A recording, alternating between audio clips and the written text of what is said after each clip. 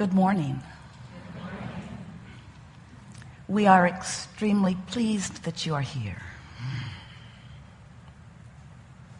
It is good to come together for the purpose of co-creating. Do you agree? You are knowing what you are wanting? Mm-hmm. An evolving thing, isn't it? Well, it's a trick question anyway. Because when you know something, you are it, and when you are it, it is, and when it is, of course you know it. And so when we say, are you knowing what you are wanting, sometimes you think that we mean, do you know, have you identified those not yet fulfilled intentions? And it could mean that, but it's not what we mean. We mean, is your desire and your chronic pattern or habit of thought in sync? Because, oh, what a nice place to be that is. When you want something, and even though it has not yet filled in with all of the delicious manifested details, still, you know it. You're a vibrational match to it. You know that you are vibrational beings? Sort of, kind of starting to get the hang of that, aren't you? Do you believe that you are at the point where you are primarily able, or maybe even willing is a better word, able or willing to accept yourself as vibrational first and everything else following that? It's tricky because you are so good at interpreting the vibration that you are and that you live within through your physical senses that you don't realize that you are vibrational because your interpretation is so vivid. So you get really hooked on what you're seeing. So when you use the expression something is, it is, you usually mean I can see it, or I can hear it, or I can smell it, or I can taste it, or I can touch it. It's vividly translated through my physical senses, and so it is a reality. But we want to help you to begin accepting isness by its emotional content. Because when you accept it by its emotional content, rather than by its filled out in terms of what you see and hear and smell and taste and touch, now you can sync up with it vibrationally more easily because you're aware of the isness of it. Stay with us, this is going to make sense in a while. You're aware that it is even though you can't see it. You're aware that it is even though you can't hear it. You're aware that it is by the emotional content of it. You feel it. And the advantage to you in making that sort of weird, because most people you know aren't doing it, bold, new approach to life, is that, oh, it's so big. It's such an important thing. You'll no longer be faced with the absence of anything that matters to you. So you'll no longer be practicing that absent vibration at the same time that you're practicing the desire vibration. So you will stop slowing things down. In fact, you will speed things up. When you give your attention to something, your attention to it causes a vibrational movement within you. And if you focus for as little as 17 seconds, there's enough momentum in that vibration that another thought like it is drawn to it. Do that for another 17 seconds and then another until you cross the 68-second mark. And you have enough momentum going that now it's possible for evidence to reveal itself to you, or better said, for you to realize the evidence that is being revealed, because it's always being revealed. It's being revealed vibrationally. The question is, are you sensitive enough to realize the revelation of this, you see? So many humans are running around wanting things. The universe is delivering them, or delivering a very clear path of least resistance to them. But because they're hung up on seeing the full-blown version of them, and they are not sensitive enough to emotion and therefore to vibration to recognize that it is unfolding and that the momentum is underway, then they get freaky about the absence of it and they start a whole different kind of momentum going. So we're going to be talking today about vibration. You'll get so you like it. We'll be talking about momentum of vibration. We're going to talk about law of attraction because everything is about those things. And when you begin to deliberately view life through this vibrational lens, which means feel life through this emotional lens, what's going to be happening is, first of all, you're going to be feeling way, way, way, way better because you'll learn to tune yourself to the higher frequencies that do feel good. And next, all kinds of things that have seemed like they were sort of stalled out will begin to flow easily, effortlessly into your experience because you will have discontinued the kind of momentum that prevents what you want from coming. Does that make some sense to you? We love the concept of momentum. Imagine that you're at the top of the hill. Esther always comes to the image of San Francisco because she was shocked the first time she was there at what she was expected to drive on. Those streets are ridiculous.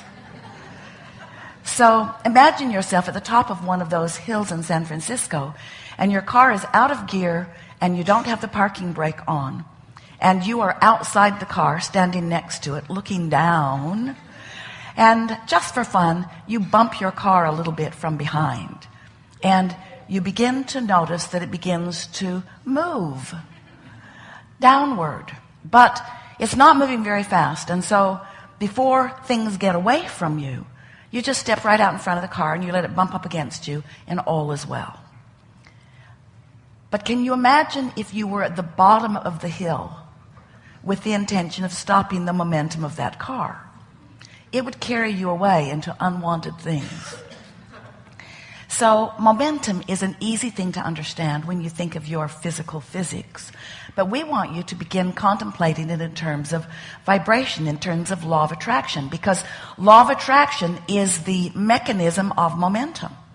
When you give your attention to a thought, that thought vibrates and momentum begins, and more thoughts like it will join it. And if you get enough momentum going, then it begins manifesting in ways that is obvious to others who are observing and maybe even more obvious to you. So, as we've been talking to you through the years about deliberate creation, and we're wanting you to understand that you are the creator of your own experience, we want you to understand that the reason that you are the creator of your own experience is because you are the offerer of the vibration and therefore the creator or the allower of the momentum. Law of attraction is this very fair-based law that does not distinguish between whether you want that thing that you've got momentum going about or not. Law of attraction just says, you like this? Here's more. You don't like this? Here's more. You're giving your attention to it, so here's more. So deliberate creation really is about gaining deliberate control over what you are offering vibrationally. But before you can gain control over what you're offering vibrationally, you have to know how to measure it. You have to know what the momentum is. You have to understand that what you are feeling is more of what you're getting. Jerry used to say, and Esther loved it when he said it because it was a different way of saying something that she had heard a long time. He used to say, when you plant a seed of corn, you don't get a tulip. And Esther thought about that. She concurred. When you plant a seed of anything, the plant that comes is a vibrational match to the seed that you've planted. So we want to submit to you that when you wake up in the morning and you recall something unwanted from yesterday, you have planted a seed of something unwanted that has the potential, the very real potential of manifesting in this day. Esther had the most glorious experience last weekend at the fair with grandchildren who got off on different foots. Or is it feets? Kate got off on the life is good and treats me good foot, and Luke got off on the it's not fair and nothing goes well for me foot. And it was like watching that seed sprout into a full-blown plant all day long. Everything that Kate did, all the little joints where she was trying to win, most of them she won. Nothing would go well for Luke. It was such an interesting thing to watch. And Esther took more delight than maybe she should have in observing the way their days were unfolding. Of course, wanting both of them to live happily ever after and realizing that they change roles quite often. And most of all, she recognized the Kate in herself and the Luke in herself. In other words, she recognized that some days she's in a point of attraction that's not going that well. And so she's been thinking a lot about planting the happy seed and what that will produce. We've been talking to you for quite a while about being the creator of your own experience. And we explained to you that you were source energy before you came into these physical bodies. And even though you are in this physical body now, the larger part of you, that larger source energy part of you, remains non-physically focused and is in a very high-flying, good-feeling, vibrational place. And you have a vibrational relationship with that very high-flying, good-feeling aspect of you. In fact, every emotion that you feel is your indicator of whether you're in sync with that flawless, meaning resistant-free aspect of yourself, or whether you've picked up enough along your physical trail and, this is the most important thing you will hear from us today, or maybe ever, and activated in this day and are using it as a point of resistance against who you really are. We want you to understand that your momentum is something that you start every morning, and it doesn't need to go past sleeping that night. But it often does, because you're so good at remembering what happened yesterday. You're so good at blogging about it, writing it down, remembering it, conversing about it, repeating it. You're so good at keeping the unwanted and wanted things active that you get sort of all of those things. And so Esther recognizes that she has the potential of flying high, getting into that really good feeling place and maintaining it, and that if she's deliberately doing it every morning, she has a better chance of doing it the next morning and the next morning and the next morning and the next morning. We've been talking to you for a while about all kinds of processes that you can use to clarify your vibration, processes that help you to release resistance. But now that we are talking about the momentum of your reality, the momentum that is caused by the law of attraction, we really want to say to you that if we were standing in your physical shoes, we would go to bed the night before intending to have a good day tomorrow, planting that seed of happy. And then when we awaken, we would focus as quickly as we can on anything that we could find that makes us feel in the direction of happy. And then we would see what that day brings, not struggling or trying too hard to clamber back up the emotional scale. We've been offering you a story. In fact, it may be our favorite story that we sort of kind of get from you. Because sometimes it is as if you say to us, Abraham, I have fallen out of an airplane and I have no parachute. What do you suggest that I now do? And our favorite answer to you is, hang on, it will be over in a little bit. And we really mean that. And it is what we want to say to you in many ways about the negative emotion you're feeling. Rather than clamoring really hard to try to fix it, which for you usually means justify it, rather than clamoring so hard to just it or fix it in the middle of negative momentum, just let that negative momentum play itself out. It will. And we want to say to you emphatically that one day's focus is enough momentum for you to allow anything that you want to flow into your experience. You don't quite believe that, so you've got some anti-momentum going there. But nevertheless, it is the way that it is. So, as Esther, it's always easier when you're watching others, isn't it? It's easy to see that your mood is getting that. Kate's mood, they had gone to the fair because they wanted to go to the concert because Train was there. And the kids love Train. Esther does too. And so they're sitting in the audience, and after a day of Kate winning this and this and this and this and this, and Luke saying, I don't think they want me to win. It's not sad. Don't feel bad for him. He flies high mostly. But on that day, falling out of an airplane. That night, Kate was one of the handful who was selected to go on the stage with Train. How good does that get? How good does that get? She thought she was going to die of happiness. And Luke thought he was going to die of unhappiness. And then the concert was over. The audience demanded an encore with their exuberance. Demand may not be the right word, but they got one. And then the lead singer comes out and he's got 3 last t-shirts and he throws them into the audience, and guess who gets one? Kate, of course. Of course, it's Kate.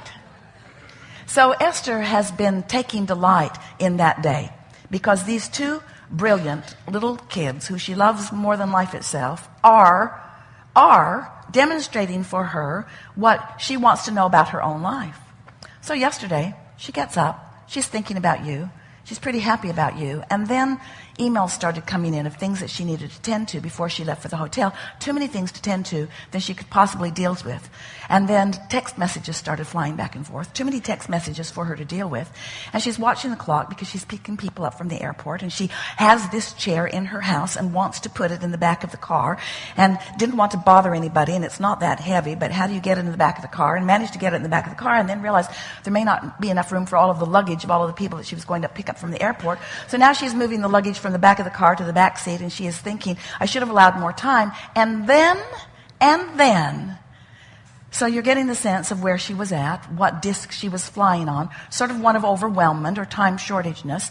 So now she's got the tailgate of her Escalade up, and she knows enough not to put the tailgate up while the garage door is up because it bumps on it. So the garage door was still down when she put the tailgate up, so she's got everything loaded in, and then she thinks, time to go, and pushes the button and puts the garage door up while the tailgate is up. Ripped the windshield wiper right off the back of the car.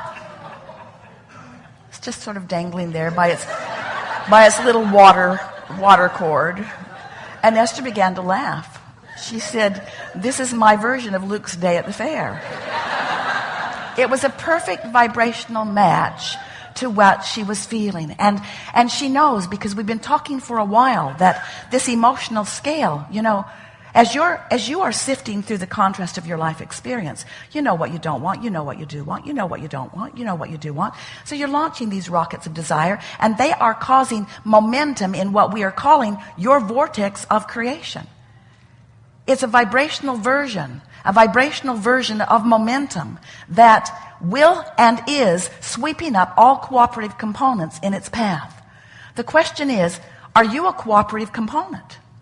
So when you are asking for all of these wonderful things that you want, but you are complaining, or you are in some sort of anger, or worse, despair, there are all kinds of emotions on this emotional scale, aren't they? All the way from ecstasy and love and feeling wonderful, right down to fear and despair and some of everything in between. So you've launched this vortex of creation, but the question is, where are you as you stand in your physical body projecting your vibrational outputs? Where are you in relationship to what's in your vortex? And that really is what we want to talk about all day, every day, is what you are doing with your point of attraction. What's your point of attraction? What's your current output? Now, there are 2 ways to figure it out. One is by the way it feels, and the other is by the windshield wiper that's dangling on the back of the car. In other words, that said it all. Esther stood and looked at it and laughed and laughed and laughed. It could not have been a more perfect indicator of how she was feeling. She didn't know if she was coming or going, and neither did the garage door or the car door. In other words, it was a perfect vibrational match to what she was feeling. And so we are wanting you to be, and Esther, to be more aware of what your point of attraction is. And so we've been talking to you for a while that you are putting these things into your vortex. Are you following that? There's a vibrational version of everything that you want that you have launched, and that you have some vibrational relationship to it that you can tell by the way you're feeling. And so if you have asked for prosperity and physical well-being and love and appreciation, if you're asking for clarity, if you're asking for all of those things that you want, but you're standing in a vibrational frequency that doesn't match up, in the same way that you can't set your radio dial on 101 and hear what's being broadcast on 97, your frequencies have to match up. And the frequencies of your output have to match up with the frequencies of what you've asked for. It's just the way this and all universes work. It's the way law of attraction responds to everything. So we began talking about your point of attraction. We began calling it your grid. It's your grid, meaning it's like the framework that we'll fill in later with the physical details. And now we're wanting you to envision this spinning grid. It's like a disc which equals your point of attraction. And that disc is spinning in direct relationship with how you're feeling. When you're elated, high-flying disc. So under those conditions, those things in your vortex that you've been putting there over a long period of time, and even before you came into this physical body, can flow easily into your experience for your immediate realization and enjoyment. But if you are feeling frustrated, if you're feeling overwhelmed, then those high-flying things that you've been asking for aren't coming to you, but something is. And what we want you to begin noticing is that what's coming to you always matches the disc you're on, which means it would really be prudent for you to tend to your disc placement. Because you can do it. You can do it. You have the ability to identify whether you want to be on the disc of despair, on the disc of revenge, on the disc of overwhelmment, on the disc of hope, on the disc of love and appreciation and joy and clarity and all of that stuff that feels so good. You get to choose. Now, of course, you can't choose it and be it immediately. In other words, Esther didn't jump right up on that disc. She went and got the duct tape. She couldn't believe it. She's got duct tape all over the back of her beautiful car. Duct tape for everyone to see that represents the dysfunction of her morning. But you know, you've got duct tape all over you too. You got duct tape all over you displaying the dysfunction of your disc choosing. And so what we want you to do is not struggle or clamor or don't try to cover up the duct tape. It's uncover-upable. Just accept it as the indicator of where you have been. And then every day just make the decision that you're going to do the best job you can of picking the high-flying disc. And what you begin to notice is it's easier and easier to pick the high-flying disc. It's easier and easier to stay on the high-flying disc. And what looks like magic to other people begins to be the life that you live, because good thing after good thing after good thing flows into your experience. So we are eager to talk with you about anything that is important to you. Of course, we're going to be helping you as best we can from where you are to reach for that high-flying disc. We're not going to work too hard, though. If you're in a place where you're not feeling that good, we're not going to work too hard at trying to talk you out of where you feel. Esther spent the whole day trying to talk Luke out of that at the fair. It just doesn't work. You don't really want to hear it. But it is our expectation, as a result of who you are, what your expectations were when you came here, the little bit that you've heard so far, the basis that you've already come to understand about law of attraction, and the practice of life that you've been applying all day, every day.